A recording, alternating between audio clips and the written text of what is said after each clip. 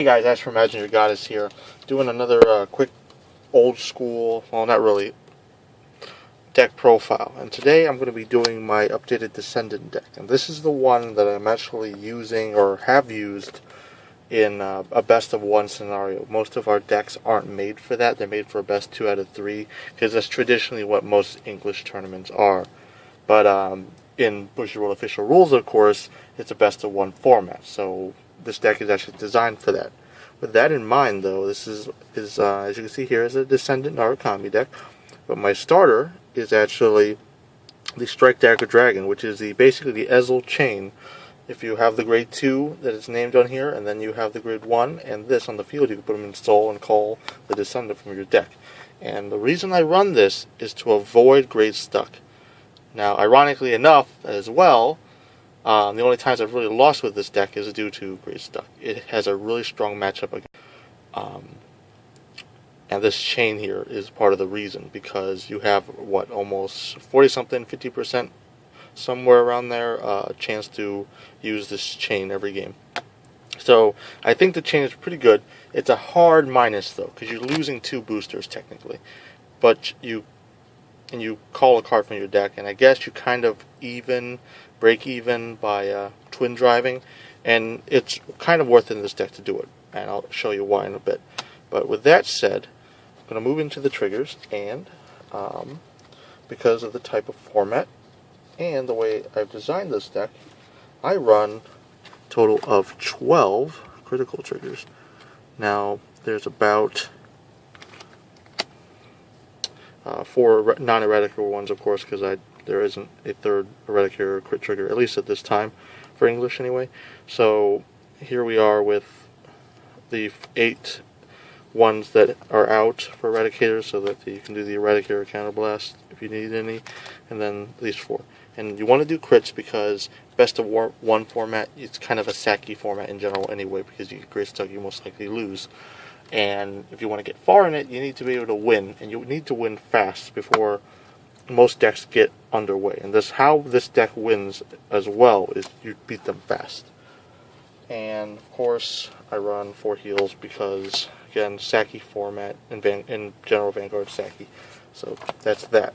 Moving on to the grade 1s, I run 4 perfect shields. Got a little ahead of myself there. And these, standard build. You run 4 of these because they'll help you if you actually have to go to endgame, or maybe it's a mid-game if someone's pushing with some Salome with 3 crits or some shit. So you need to be able to perfect shield so you don't die from that. Some weird stuff like that. And then I run 4 Heesen. So this is the Descendant booster. It is a Soul Blast 1 when it boosts a Descendant plus 5k. But it's a 6k booster otherwise. But the main reason you have this is he's the grade 1 unit for this. So I don't really actually care about this. I don't even want to ride it. Heck, it doesn't matter if I drive check it, or if I get it early on. What you want is to use this so you can use this ability to call out to send it from the deck if you get grade stuck, or you don't have the correct grade 3, or you don't have a grade 3 in your hand. So that's what this is mainly used for. But you can also put it on the side with a Descendant and do some 21k attack shenanigans there with that. That's pretty cool. But moving on. 4 of the 10k attacker for Eradicators. These are mainly because, like I said, with the 12 crit, it makes these especially dangerous. If you crit and then you have, like, say, turn your first attacker, ride this, play these 2. Well, look at that. You're swinging with all this and probably a 5k booster behind this or this, and this can crit, of course. This just helps push the enemy to damage really fast. And when you're trying to win fast, you want to push them to damage fast. Now, that's not usually good if they have like limit break abilities, but why you will still want to push them to damage fast is because of all the crits that you run. And then my last 2 are 2 Shukis. These are kind of personal preference. They can be anything, mainly because they're 7k boosters that can do something. It's mainly why they're here, but this can really be anything. But 7k boosters, sometimes I'll retire stuff and I'll get that. Then I run 4 of these. These are the Zuitans, and they're also the level 2 you have to ride for this. the chain, and I feel like it kind of balances out Descendant because the level 2 and the level 1 aren't really as desirable. And this is when it hits a Vanguard, unflip a damage. Well, you don't really flip a lot of damage to late game, so usually when this can hit, it's not really going to mean much. But you have the Soul Blast one. Now that actually is kind of bad sometimes because you do Soul Charge triggers, but it does let you use the Soul Blast booster more. So I guess that's cool. But this is the guy that lets you do that. He's mainly in here because you can Soul Blast. Well, you know, Soul Blast booster, or not Soul Blast, but what am I saying? That you can call Descendant from the deck. And then I run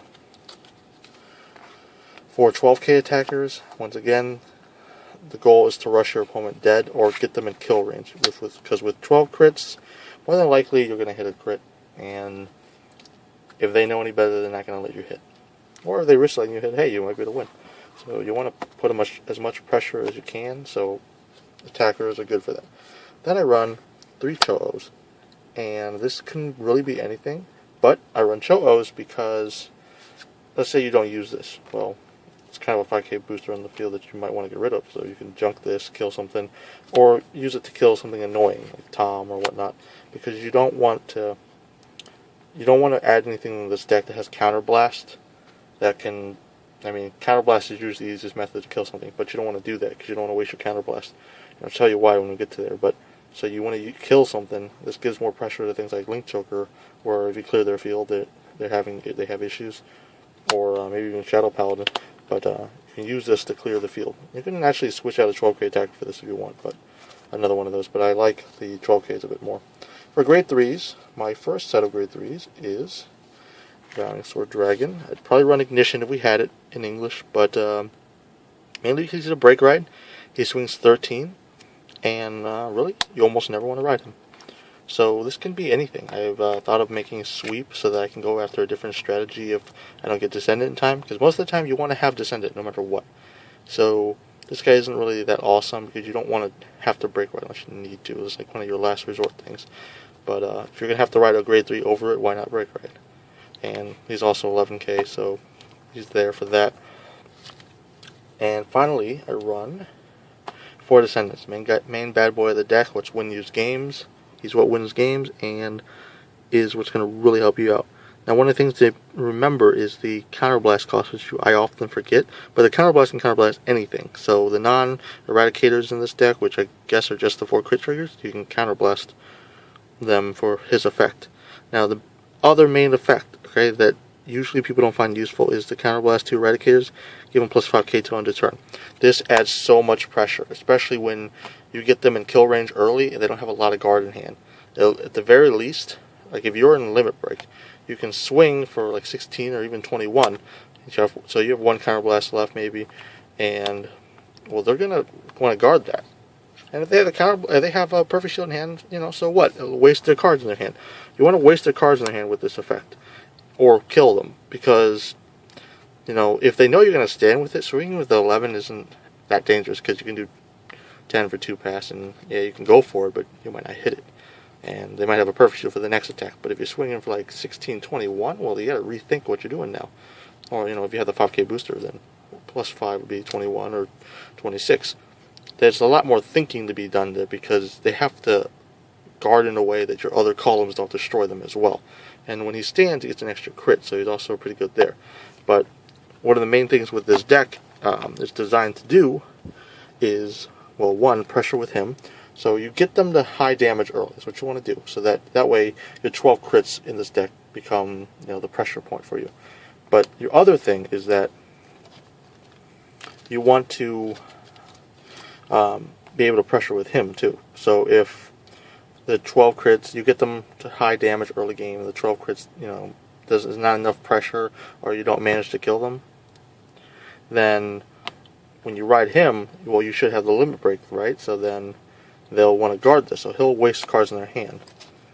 But I've seen that this deck has the most trouble with Link Joker, but in general it's pretty good against most decks. You destroy most of the meta decks with this deck, at this point anyway. And this build is made for best of 1 format. It's kind of sacky, but it's Vanguard, and I think it's kind of one of the best decks to play in best of 1 format right now. Best of 3, well, so it's hit or miss really, but like I said, funny enough, I made this deck so I wouldn't Grace deck as much as possible, with Ride Chain and all that, but I ended up my only 2 losses, which, you lose 2 matches, you get kicked out of the tournament, were to Grace decks, which kind of sucks, but that would have happened with any deck, really. But yeah, this has been Ash from Imagineyourgoddess. Please like, subscribe, comment, and I'll see you guys next time.